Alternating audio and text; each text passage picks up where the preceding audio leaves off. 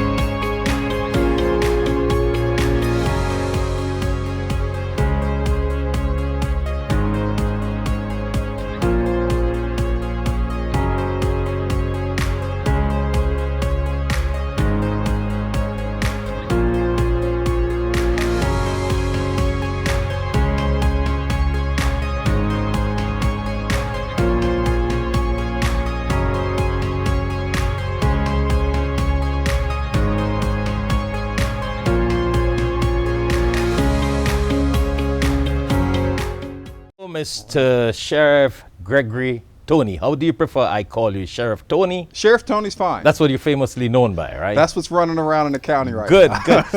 So I know you have a very interesting job, a very strong job, a very stressful job being the sheriff in town. That can be something very stressful.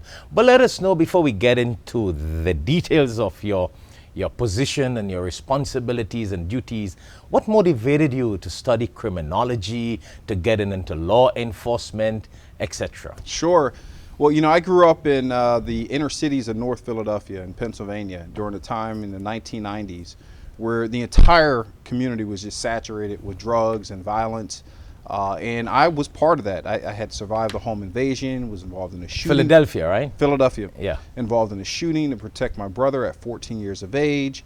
I seen several of my friends who were gunned down and killed in front of me.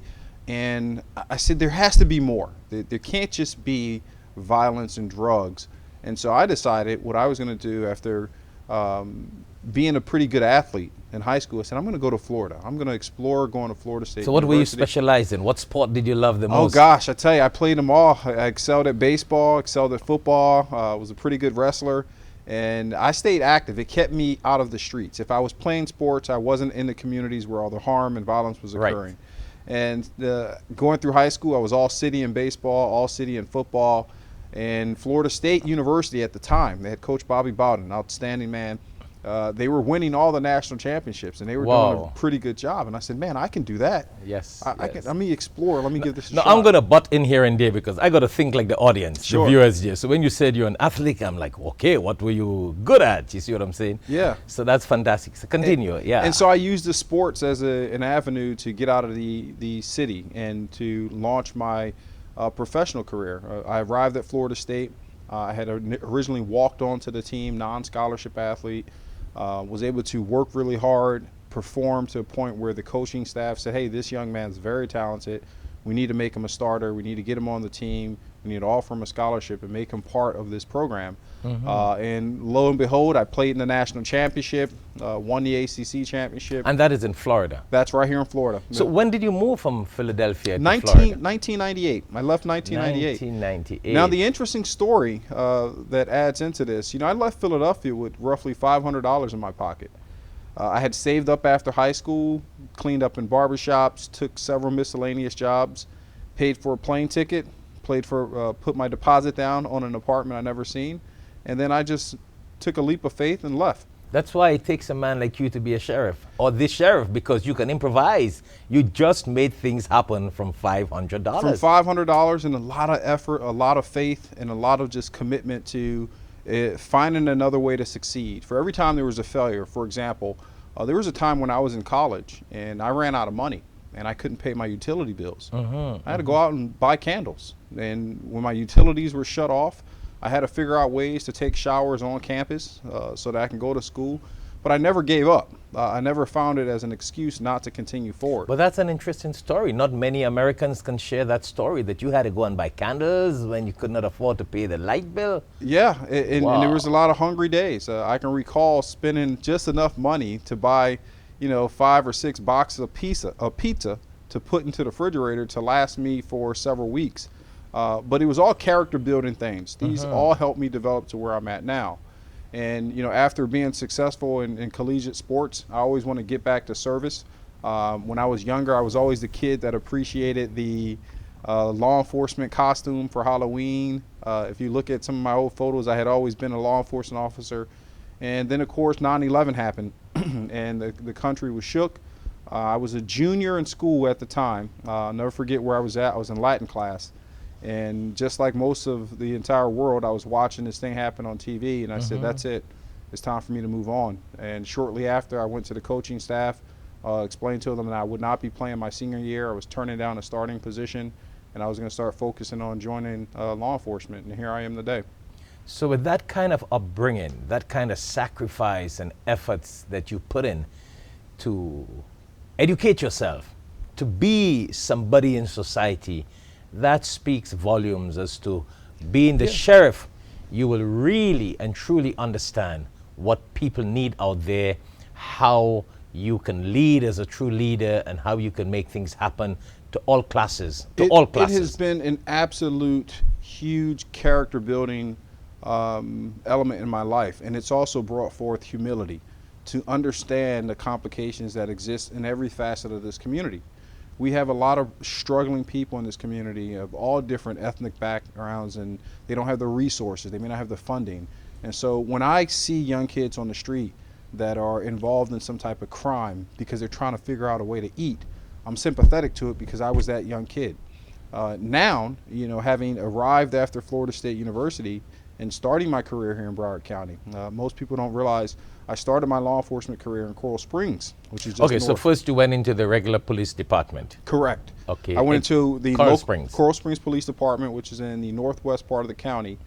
Started my career there, and it was interesting. I ran the gauntlet pretty quick. My first year coming out as a patrolman, I was really successful, had apprehended a lot of suspects, really bad, violent suspects. And it was because I understood the streets. I had grew up on them. And immediately after, I had one of my sergeants come up and recruited me into narcotics. I became an undercover detective, worked a RICO case, or a major racketeering case with the FBI, and really had a chance to see every part of Broward County. And having success with that case, it opened up an opportunity for me. And I became the first black special operations detective in a burglary unit, became the first black SWAT operator in the history of the SWAT team there. And then later I became the first black sergeant and the first supervisor in the history of Coral Springs. And it had just been a matter of just continuing to persevere. You're a man of history. I think I read somewhere where you had your own private security firm or something. Am I correct? Yeah, you're correct. And that was during my time at Coral Springs. One of the things I did when I was at Coral Springs, I started paying attention to all the active shooter events that were occurring all across the country and all across the world, in our mosques, inside of our schools. And I told my administrator, I said, hey, I told my chief, we need to start advancing the training here. We need to prepare, because someday we're going to have a catastrophic event, a mass shooting here in Broward County, and it's best for us to be prepared. And fortunately, my chief of police then said, you know what? He said, Sarge, at the time I was still a sergeant, you're correct. Go ahead and do what you need to do. And I went up to the Federal Law Enforcement Training Center, working with the Department of Homeland Security. Became a nationally certified active shooter threat instructor, got my tactical medical certification, and I came back and started putting all these training programs into Coral Springs. Well, while I was doing that, I started getting calls from private sector businesses, and companies were curious, can you come in and help us design our response protocols? I had 400 employees. I'm worried about my employees. Wow, and that's when it hit. I said, maybe I can do this also outside of the agency. I wrote my own business plan, started my own company, and began to travel across the entire county training individuals. And fortunately, I had success there and decided that I was going to do that full time, and retired early from the police department. And unfortunately, while having success in my company, the Marjorie Stoneman Douglas shooting took place in our high school here. And I recall looking on TV and once that was again. Coral Springs, right? That was Coral Springs Police that responded first on scene. And performed well. And I remember looking on the screen and seeing the very officers I trained, the very people that I had put through these programs, running into the schools and doing what we trained them to do. And I felt a sense of pride, but I was also disappointed that I wasn't there. And I remember maybe all of 2 days later, the chief of police calls me. He says, hey, Greg, you know, everything that you warned us about years ago came to fruition. And you were right then. It's time for you to come back and start talking to the community. I think they're going to listen. And so I left my wife. I was in South Carolina at the time. I left my wife of 16 years in South Carolina. For an entire month by herself to come back here and help Broward County. I didn't want anything, wasn't expecting anything. You just got a love for security, law enforcement, and caring for the service of people. Being able to serve people. Yes. And I came back here, interesting enough, I came back here and I was 100% speaking to legislators and state officials about here's what we need to change in terms of policy, here's where the money should probably be spent. And lo and behold, you never know who's watching, you never know who's paying attention to the works that you're doing. I get a call from the governor's office. Saying he wouldn't. I was just about to ask you that. So what was this big connection about with the governor and you directly? I mean, that is very interesting. It was just a matter of doing the right thing and not being concerned about capitalizing on materialistic things or trying to get something for yourself. I had turned down money and contracts that we were working on in South Carolina. But it was important to come here. This is my community. You know, this is Broward County. I'm sure in your private business, you would have been making more money than the official law enforcement. There's an old saying: you don't sign up in this profession to be rich. It's about service. And you know, I got the interview. I got the call on a Monday from the governor's team saying, "Be in Tallahassee on Tuesday. Bring a suit and a tuxedo. You're going to be interviewed after the inauguration." And I was one of 3 candidates. I was the only African-American candidate. I was the youngest at the time of my appointment, and I believe this is still true today. I'm the youngest sheriff in the state of Florida. At 41 years of age. I came in at 40. And I was the second person to be interviewed that day. And the 30-minute interview went to 45 minutes, and an hour later, the governor was confident that I was the one that could come down here, fix the deficiencies in terms of active shooter preparedness. And we'll talk about some of the advancements we've done.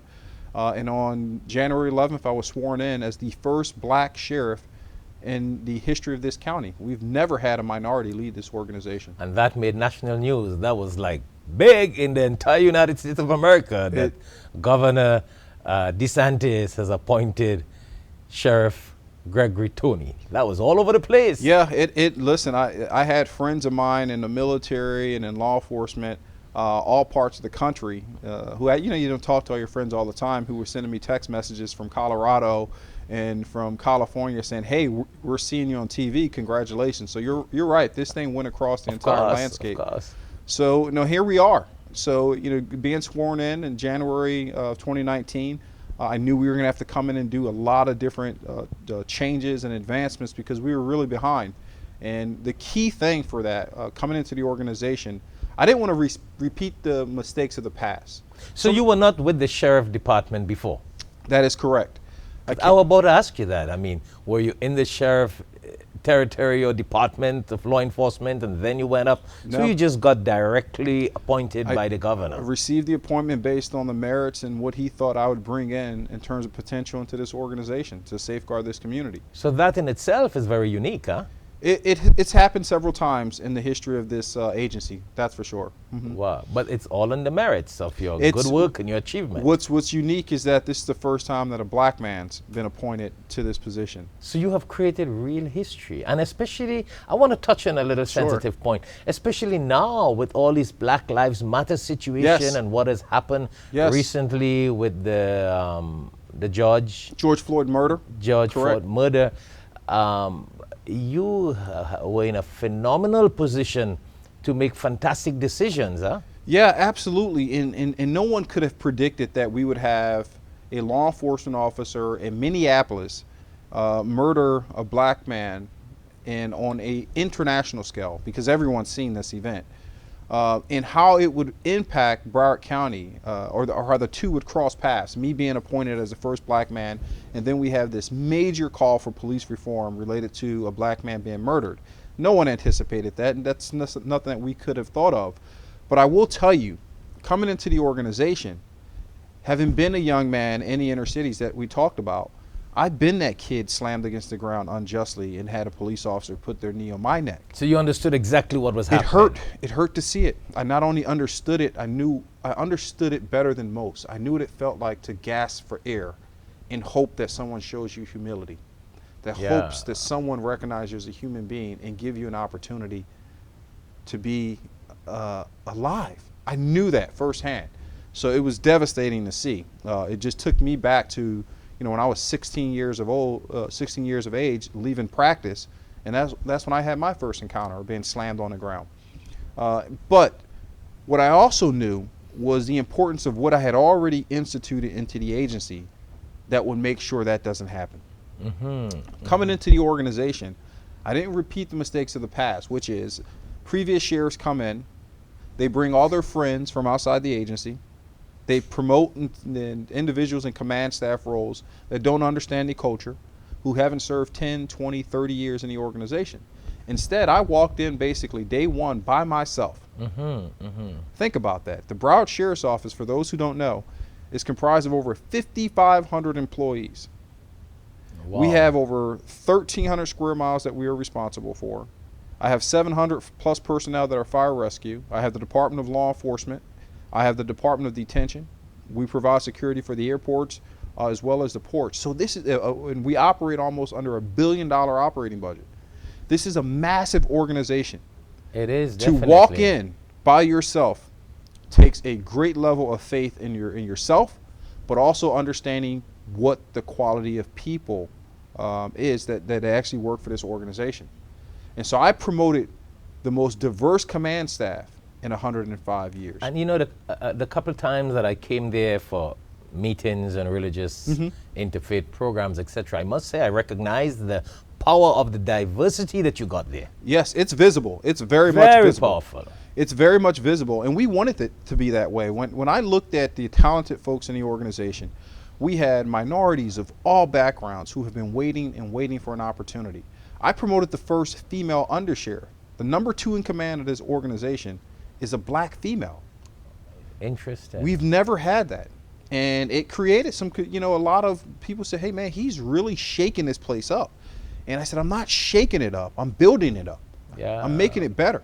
For the first time in our command staff organization, we have Hispanics that are part of colonels and leadership roles. Last year, we had over 400 plus promotions. Half of them been women. These are significant changes. And I must say, There's been a lot of comments when you pay attention to Instagram and Facebook. Yes. They say, hey, who's the major everywhere he goes? My major, my executive officer, the most senior ranking official on the 5th floor with me on the office of the sheriff, is Major Munib Ahmed. And his nickname is Benny. He's the first Indian American to be in an administrative. Well, the first time I saw him, I thought he was Hispanic. That's also confusing. He has a very diverse look also. He has a diverse look, but he's very talented. Yes. Here's a man that speaks 7 languages, has been in this organization for 18 years, and we just didn't capitalize on that type of talent and skills. And so having that diverse command staff has resulted in several key things. First, so I think we need to be talking to him one of these good days on our show. You absolutely have to have the major here one-on-one. Munib Ahmed, Major Munib Ahmed, his achievement, his success, he's and what got he's to doing. tell his story. If you think my story is interesting, you have to hear his. Wow. He came here with his family, the successes behind what he did, and he too was an entrepreneur and successful in his own right with businesses. But I'm not going to tell his story. You need to get him back on this show. You will have to give him the time off to be here one day, It's authorized. You got me on recording saying it's official. He'll come back. Good. But if you look at where we went from an agency that was suffering from all these active shooter deficiencies, the first thing the major and I did was to travel to D.C. early February of that year, all of less than 30 days. And I said, we need to partner up with the top training organizations in the country. So we built a relationship with the FBI, Homeland Security, brought down all those training initiatives into this organization and expanded our training by 3-fold in terms of personnel and in terms of the type of training we're doing.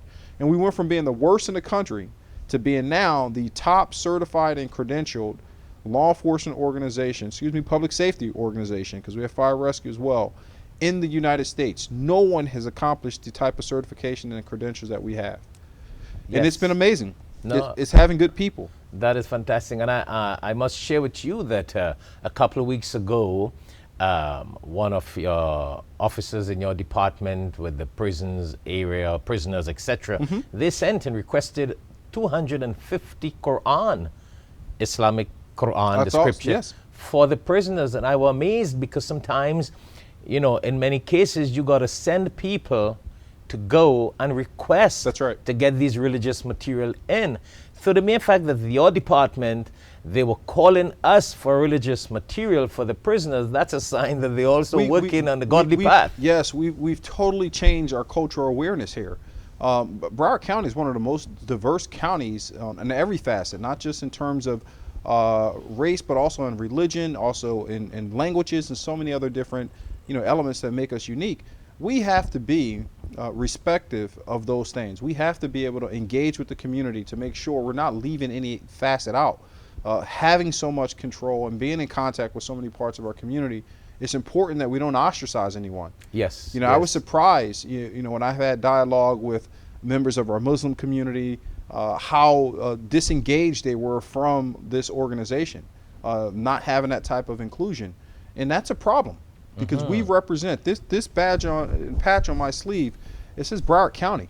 It doesn't say Broward County Christians. It doesn't say Broward County Catholics or Muslims. It's the entire county. So we represent everyone, and everyone should feel like they're part of this organization. So we've opened the doors, as you've mentioned. Yes. We've done a lot of exciting things with community outreach programs, committees, and we'll keep moving it forward. Definitely. And being the first African American sheriff who made history in 100 and how many years? 104, 5 years. 105 years. When this situation happened with George Floyd, all right, the mere fact that you were African American in this prominent position as the sheriff, while other sheriffs and other officers would have been a little shaky as to what is going to happen, all these protests, all these problems. I'm sure it was not that bad with you, because you would have already understood the whole situation, know how to handle it with your department. That's exactly it. I was confident on what our response would be in this county, specifically with the Broward Sheriff's Office, for a couple of things. One, I'll backtrack. Coming into the organization, we didn't have a lot of checks and balance, and we weren't as accountable and transparent to this community when we would do things that were wrong. We had a lot of aggressive officers who were given slaps on the wrist and allowed to continue to be abusive in this community for a long time. And so one of the things I set up early was an early warning tracking system to make sure we knew those officers who did something 2, 3 times and that would exhibit signs that, hey, he or she's probably going to hurt, harm, or kill someone. Let's pull them out of the field, let's train them, or even let's remove them before something bad happens. Yes, yes. Then I also created something called a use of force review board, where now we have subject matter experts in our agency that review every single use of force that takes place in our organization. And they make sure, should this be an internal affairs investigation? Is this in compliance? Or should we move to some type of disciplinary action? And that is huge. This agency has never had it. And then another element that's important, our professional standards committee has been around for roughly 30 years. It's not new, I didn't create it.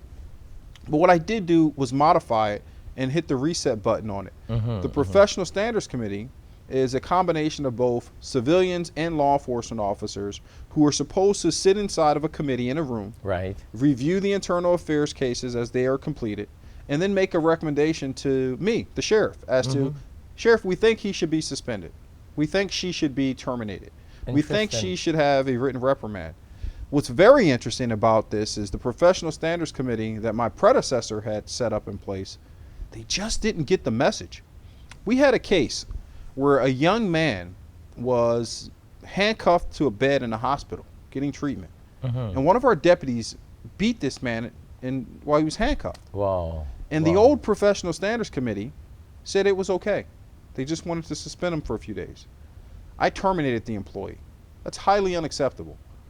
Then that same professional standards committee was looking to just suspend the deputies who allowed 17 people to die in this school. They didn't respond. They didn't do their job to protect and serve. I had to terminate those employees. Then we had a case that I'm sure you remember very well involving a 15-year-old black man, a little kid, not a man, he's a kid, he's 15 years old, where one of my deputies ended up slamming his face into the ground and it went international. I had colleagues in London talk to me about this case. All for disorderly conduct. And that same professional standards committee that was set up under my predecessor said, let's exonerate him. Exoneration meaning there's no wrongdoing. That it's 100% appropriate to take a young man's face and slam it into the ground. That was the end of it for me. I removed the entire professional standards committee.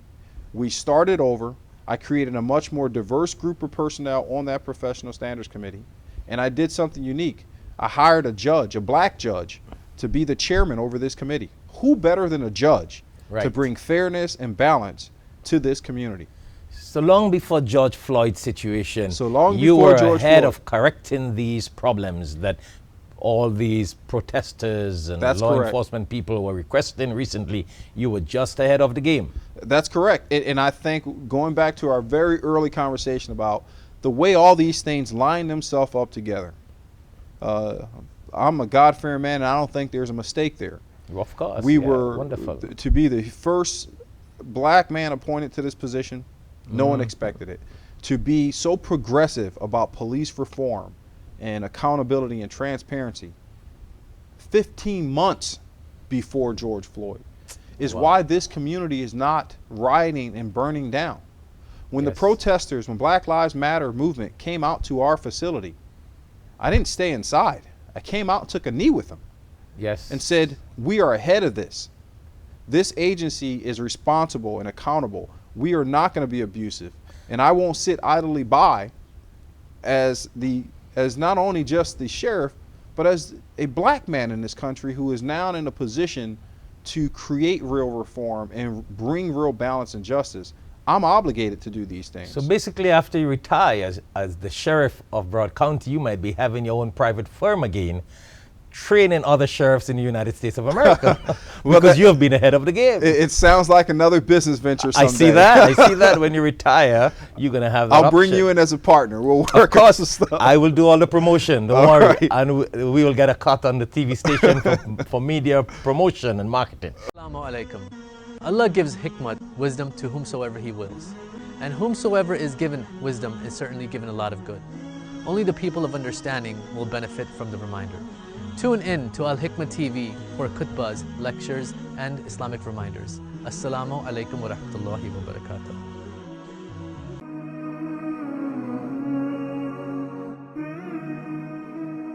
In the Quran, in chapter 5, verse 67, Allah tells the Prophet sallallahu alaihi wasallam, Bismillahir Rahmanir Rahim, Ya ayyuhar Rasul, balligh ma unzila ilayka min rabbik, wa in lam taf'al, fama balagta risalatahu. Very deep. Allah tells the Prophet sallallahu alaihi wasallam to spread the message of the Quran. And he told the Prophet, and if you do not spread the message, you did not fulfill the mission of the messenger. So you and I are followers of the Prophet sallallahu alaihi wasallam. If we can afford one Quran, help us join in distributing the Quran. So if you can't afford one Quran, do it. $3. 10 Quran, $30. 100 Quran, $300.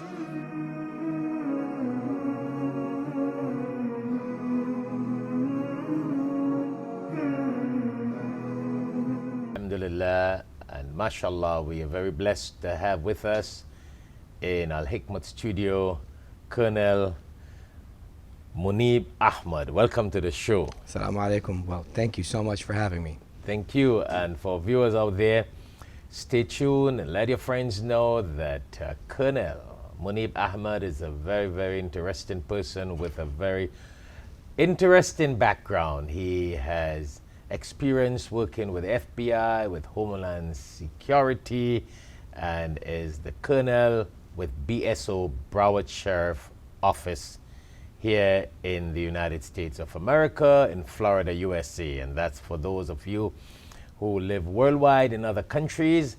The BSO is the Broward Sheriff Office in Broward, Florida, USA. So stay tuned as we talk to Colonel Munib Ahmad about his life, his growing up, and what motivated him to get into this career and this profession.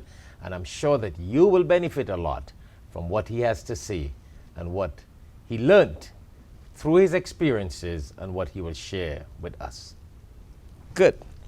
So, Colonel, it's a blessing to have you. Thank you for having me. And thank you very much for taking the time to come on the show. Thank you. I know someone like you, you know, from a sheriff to the major and now the colonel.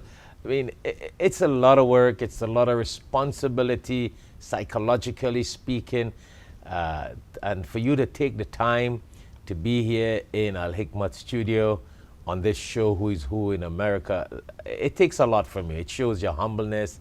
It shows your faith. It shows, you know, that Allah has blessed you with that personality that you kept even though you have moved up in the ranks. And, you know, we call it the ranks. When you talk of law enforcement, we talk of rank. Am I correct? Yes, you're absolutely right. It's a paramilitary organization. Yes, and to be up in the ranks and still take the time to come in Al-Hikmat studio, this is a blessing. I appreciate that, sir. Thank you so much for having me. It's really an honor.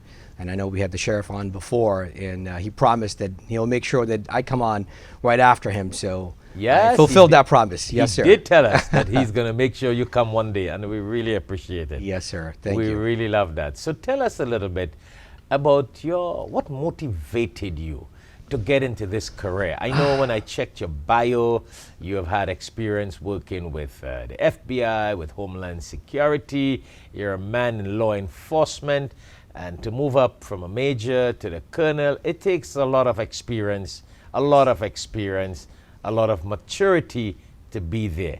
So tell us from, you know, as a young boy, as growing up, what was your dream? How it all happened? It was, I grew up in Saudi Arabia. I was born in Jeddah, Saudi Arabia. My father used to work for the State Department, and he was stationed in Saudi Arabia. So 9/11 happened.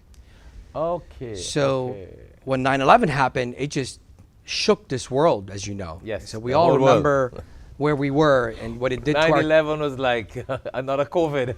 Literally. It just shook the whole world. It shook the whole world. In the security area. Absolutely. So I looked at it and I saw, we all remember where we were when the Twin Towers fell. And I looked at it and I said, who in the world would do this? And as time progressed, we found out what it was. And I said, there's Muslim people that did this? I said, That's not the culture that I was brought up on. That's not the people that I've known before. So I said, what can I do to help? To nab these bad apples out of our society, out of our culture. Right. And so I started looking. I said, I've always loved the Marines. I grew up around Marines when my dad was in the embassy. I used to see them, how sharp and disciplined they were. So it was either the Marines or law enforcement, you know, try to see how we can help serve this country, you know, give back to the country that gave me all this opportunity where I was just a little boy in Saudi, you know, picking up soccer balls in the dirt.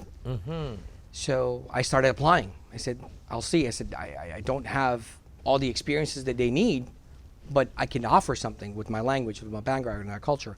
So I started applying at several police departments. And I got accepted by several of them at the same exact time. So there's a whole process that goes through. Right. You have to go through the basic information, training to become a law enforcement officer. There's an athletic part of it. There's a physical part of it. There's also an academic part of it. So I was going through all that. Then there is also the background, the psychological evaluation, and the polygraph, and so on. So it was a whole series of tests that go on for almost a year. And then being Muslim and 9/11, you got all of that to deal with. It was, you know, to be honest with you, when the professional looked at me as a candidate, they saw that as an opportunity to see how we can utilize this young man to better understand the community. Because a lot of people back in 2001 did not understand too much about the Muslim community. Definitely. They didn't know how to, they understand a little bit about the culture. All they knew is the Arabs. They have oil, and that was it. You know, there wasn't a lot of, unless you actually deal with the State Department level where you're dealing with multiple countries, that's when you have an understanding of what other cultures are, but not at the community level. So you cannot. The media had so many different perspectives that people believed and understood what they heard and what they know from the movies, but it was a conflict, a total conflict of understanding. Sure, and so I got afforded the opportunity of accepting my application in several police departments. City of Miami had contacted me, so did the Miami-Dade Police Department, and the Broward Sheriff's Office also contacted me. The Broward Sheriff's Office, I visited their center several times at the main headquarters, and I was like, wow, so professional. It was a very diverse group back in the day. And I felt like I was home. You know, something clicks when you go somewhere, and they're very professional about things. So the first one that says, if Allah gives me these opportunities, so whoever that calls me first and gives me the offer, I'm not going to deny that just because if it's for my benefit. So Broward Sheriff's Office contacted me and said, hey, we're going to give you a conditional offer for this position. And I looked at it and I said, I can't believe I'm holding this. And I said, okay, you know what? I did not even look at the pay or nothing like that. I said, I'm taking it. Yes, I considered that I'm accepting the offer. So I went in and I had to give my notice from my previous employer, and I looked at it and I'm like, wow, I'm going to be making $40,000 less than what I was making. So I sacrificed that. I said, you know what? If this is meant to me, this was dropped for me for a reason, and if I can provide additional service to the community, let me do it. So I proceeded.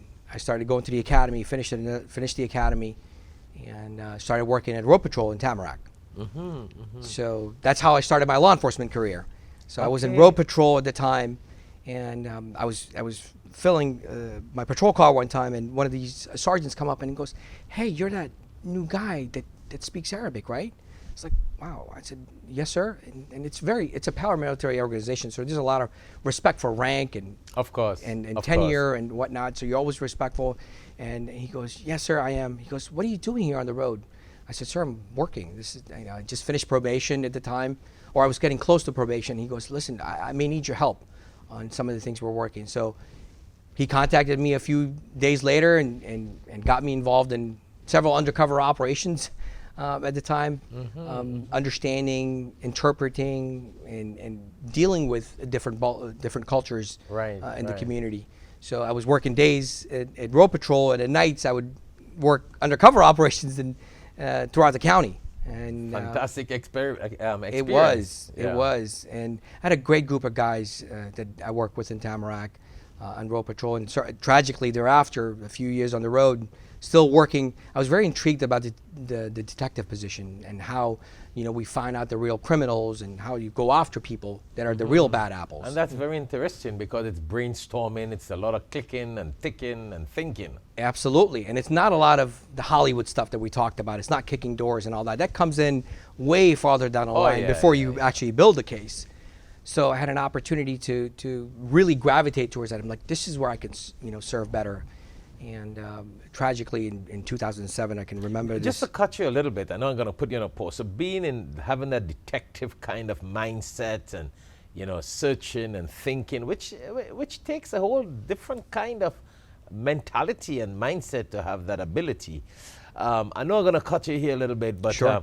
With that kind of background and that kind of experience, just to jump ship a little bit, what kind of opportunities did you have in your career now, whenever it was, in meeting some of the higher level political people of the United States of America? Sure. And I mean from Congress, senators, presidents, whatever. Very, very blessed. And right around the time when I was in road patrol, and I was exposed to the detective side of the house, and I realized there's a whole slew of things that the Bureau does, the Detective Bureau does, ranging from homicides to counterterrorism operations to robbery and so on and so forth. So I took that opportunity. I'm like, this is the career I want to go into. I said, let me divulge into it.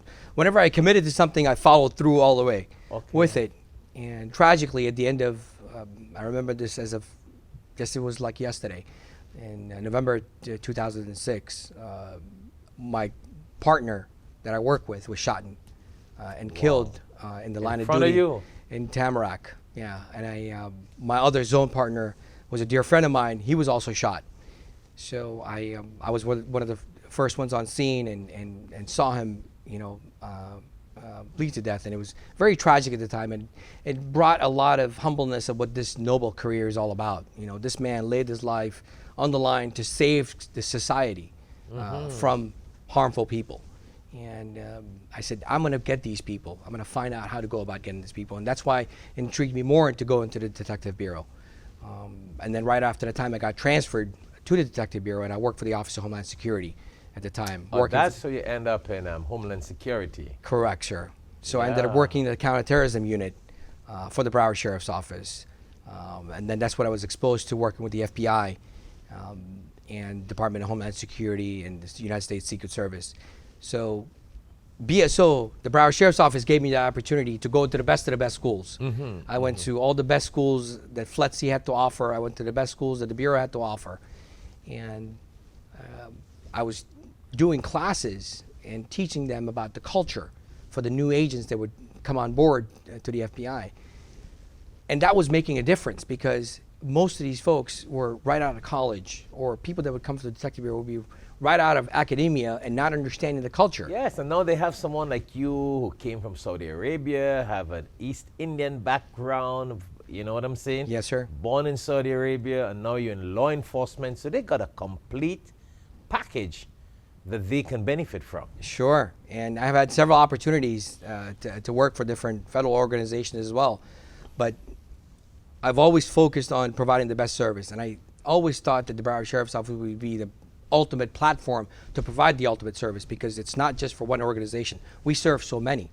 Not only do we serve all the federal entities, the state entities, but we also serve the community. And that was very intriguing for me, how we touch the community, how we understand. So I had an opportunity to go to many mosques and many synagogues and churches and speak about, you know, the different aspects of terrorism. You know, there's not just the Islamic terrorism that also exists. There's also domestic terrorism. There's other things. So enlighten the folks. So I had an opportunity of speaking with the ADL and several organizations about the different opportunities that the agency provides, and exploring for the youth as well. So trying to engage people to come and work for this profession. So it was a very humbling experience. With that came a lot of experiences with working with special events. So I was able to put my work and my effort into providing security services for major national security special events, i.e. the Super Bowl, the Orange Bowl. So any of these big events that would happen in the South Florida area, I put myself in there to learn how to provide the best type of security. Interesting. So I had the opportunity to travel all over and look at different organizations, how they provide the security for it, and then bring it back to the agency, bring it back home to us to see how we can make ourselves better.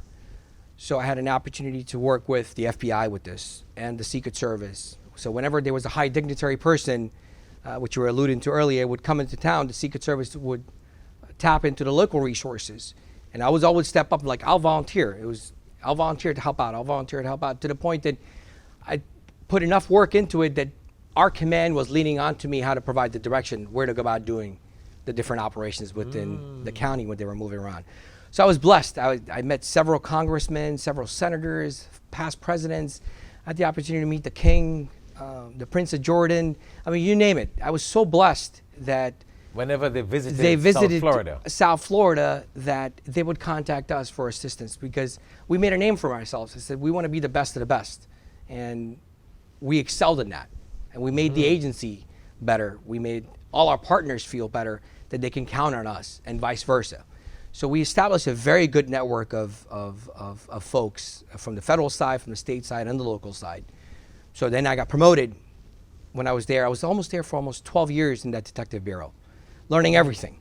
I had many opportunities to excel and leave and get promoted early on, but I committed to learn everything about the job before I excelled to the next. Right, yeah. So then I finally got the opportunity to take the sergeant's exam. I got promoted. I went back to road patrol for a little while, and then they called me back to the same unit that I was in to supervise the intel and the Office of Homeland Security. So that's where I was when Sheriff Tony was appointed as the sheriff for Broward County at the time. That's how it all happened with Sheriff Tony. I was going to ask you about Sheriff Tony and your connection with him and this whole promotion and your whole new world into this BSO with Sheriff Tony and all your achievements. So before we get into the sheriff, Mr. Tony, Sheriff Tony, could you share maybe one experience, or just a couple of seconds, of one of the presidents that had to come by, and a personal interaction you had with them, or a question or an answer, or which president, whether it's Bush, it's Obama, it's Trump, I don't know. You just tell us. I honestly, funny you say that, because I met now President Biden when he was a senator. He was in Pines for an event, and I met him there. Had an opportunity to speak with him, and he was constantly, he always say, thank you so much for your service, because he had a family that was in law enforcement, so he really appreciated it. I said, not a lot of people get a opportunity to thank you. So coming down from a senator and from now the President of the United States, it makes you feel like, wow, this is something that we should strive for. You know, one of the things I did not mention to you earlier, but the first thing when I landed at JFK Airport, when I was 15 years old, first migrated to the country, I walked outside of the airport, and the first thing I saw was the NYPD car. Yes. And it says, protect and serve. And I was like, wow, it hit me again where the service came from khadim to serve. And it always stuck with me. I said, wow. And it was not the Hollywood stuff, but it was all about the good thing that the law enforcement does. So that's something that... So ever since then, because I wanted to ask you that question, what motivated you to get into law enforcement? But I mean, you gave me that whole history and how you ended up. But as you landed here in New York, JFK, you just saw NYPD. And you like this idea of protect and serve. Protect and love serve. this service thing. Right. And I needed to share that. You know, there's a famous Urdu saying, Ibadat se Jannat milte hai, and Khidmat se Khuda milte hai. Bilkul. And you're a man who loves service. And when you serve humankind, you know, Allah loves you. Allah is pleased with you when you're kind to people. God is kind to you. Yes. And then not only do you develop spiritually, but you get ranks in the world, in this world and the hereafter. He blessed you in so many different ways. I'm very blessed. Isn't that interesting? Very. And it goes back to what the president said, thank you for your service. Yes. And it stuck with me, you know. Ever since I was 8 years old, that whole service stuck with me. So that was one of the moments I shared. I've had several conversations with congressmen and senators and so on and so forth. And every single one of them, they want to do good for the community. They want to bring the community up together. And given us, we're a land of immigrants, as you know. Of course, of course. And every single one of us came from somewhere. Definitely. You know? And they know that. They And all everybody know that. knows that. And everybody here wants to do the right thing. And unfortunately, sometimes the delivery comes out in a different way, but at the bottom heart of every single person is to do what's right for the community and to do what's right for the country. So how did this relationship got built with you and Sheriff Tony? Funny you say that, sir. One of the things I was in charge of at the time when this transition happened was to be in charge of the security of the agency when the sheriff was coming on board. Okay. So that is when I first met the sheriff. I did not know him from before, and he used to work in Coral Springs before. I'm sure we crossed paths, but I don't recall any of that.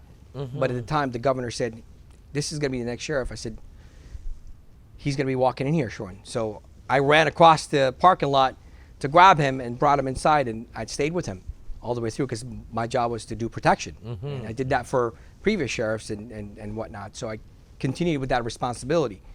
And we had a good conversation first couple of days the sheriff was in place. And one thing that rhymed with him, that it rhymed with me, was he was always about the service.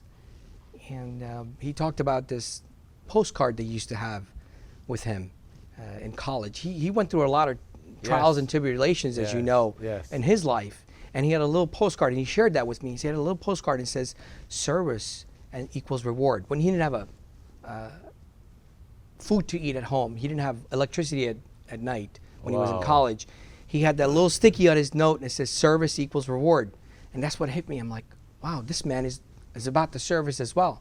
And that's when we connected. And he was all about the service. And he realized that how much of a hard worker I was, and all the people that were around me, because it wasn't just me, it was a lot of people in this agency that are hardworking people that have did their time and tenure.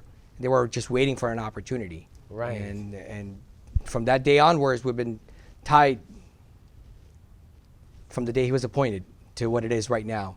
And then he gave me the opportunity to promote me. I did not want it. He gave me the opportunity. So then when the sheriff met you, what was your rank? My rank was a sergeant. I was a sergeant. You were a sergeant. Yes. And from that? He promoted me to a major. He skipped a couple of ranks. He promoted me to a major. Wow. And I'm his executive officer, and then just recently he promoted me again to colonel. Yeah, so let us know a little bit about the executive officer with the sheriff, because a couple of people have been asking that question when they saw you with the sheriff. It's like, yeah, we know this Major Ahmed is close to the sheriff. And I try to tell them, I said, well, he's the executive officer. Well, in layman language, I said he's the sheriff's right-hand man. So Yes. Tell us a little bit about it. Is, sir. When so you were the executive, you still, or what I still am. happened? Yes, I still am as executive officer. There's, as you know, our agency is huge. We cover about 1,300 square miles. We have 5,700 employees. We're one of 3 agencies in the entire country that have law enforcement, fire rescue, and Department of Detention under one umbrella. Wow. So we are, one of my fellow colonels describes us as, we're like an aircraft carrier.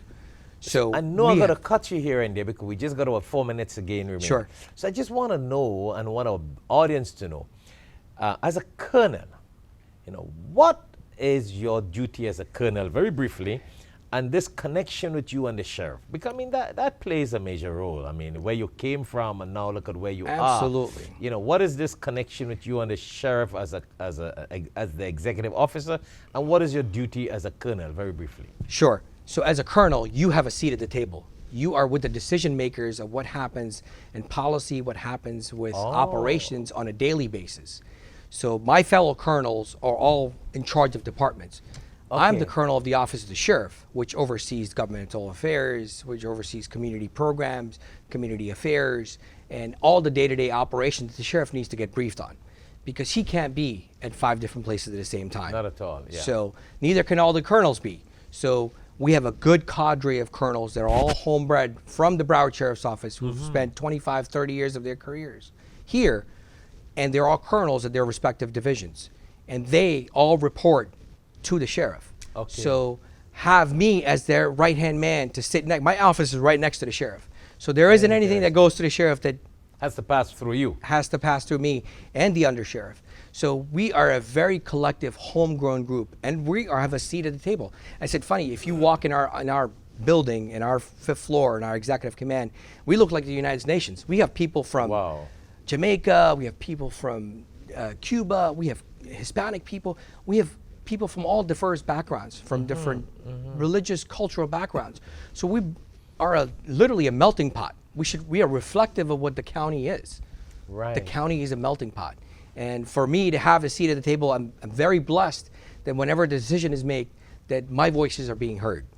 Okay. So it's a huge honor, and I'm blessed every single day. I walk in there every single morning, blessed to be part of this, because for a person to come from nothing, to come from so far out, thousands of miles away, to be in this position today. And especially with the kind of tarnish that the Muslims carried Sure. after 9/11. The kind of, I mean, the words cannot express it, what some Americans used to think about Muslims when it comes to law. And here Allah has blessed you into that level. Absolutely, and the key point to that is don't take the victim approach. Yes. If you want to be part of the solution, don't be part of the problem. Yes. It's easy to point fingers. It's difficult to do the work, but the rewards are greater when you do the work. And you're a typical example of that. Ideal example. Thank you very much. Subhanallah. I'm very blessed. So, and last but not least, so when your office is next to the sheriff, your relationship with him, basically, you got to kind of, I mean, as we said, everything got to pass. You got to know most of everything that is happening Sure. before it gets to the sheriff's table. Sure. Absolutely. And He doesn't have time to waste on anything unless you scan it and screen it before. absolutely. Myself, the undersheriff. So like I said, it's a huge organization with so many employees and so many different. We're a very high liability entity of government when it comes to detention and fire rescue and law enforcement. So everything that we do is microscopically torn apart in the media. So we have to do our due diligence that's a to whole make different sure world. Yeah. that we are doing what's right by the community. So we are here to serve the community, and we don't forget that every day that we walk in there. Every single one of my colonels, the undersheriff and the sheriff walk in there. And he even changed, I don't know if he mentioned this to you, but he changed his office. He changed the name, his name tag was in the office. And he changed it from Sheriff Gregory Tony to the People's Office. To remind people this is about the people. It's not about him, it's not about me, it's not about any one of us. It's about the people. What can you do to serve? If you walk in every day, wherever you are, to say, what can I do to serve others? God will reward you. The Prophet, peace be upon him, says, those people whose shughul, whose occupation is in learning Quran, teaching Quran, spreading the message of the Quran, without asking Allah for anything, Allah grants it to them. Please, as we live in this world, we can check how many businesses we have and how many accounts we have and how many properties we have. Let it be that the angels count how many Quran you distribute in the path of Allah. So if you can't afford one Quran, do it. $3. 10 Quran, $30. 100 Quran, $300.